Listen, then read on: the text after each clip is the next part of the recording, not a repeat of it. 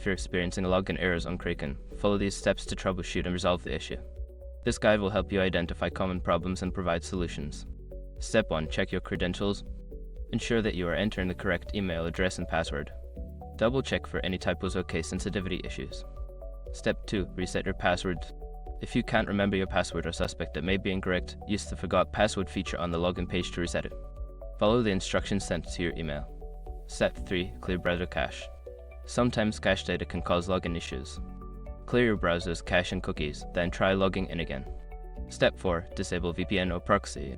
If you are using a VPN or proxy, it may interfere with your login. Temporarily disable these services and attempt to log in without them. Step 5. Contact support. If none of the above steps work, reach out to Kraken's customer support for assistance. Provide them with details about the error message you are receiving for a quicker resolution. By following these steps, you should be able to resolve your login issues on Kraken. If problems persist, don't hesitate to seek further help from their support team.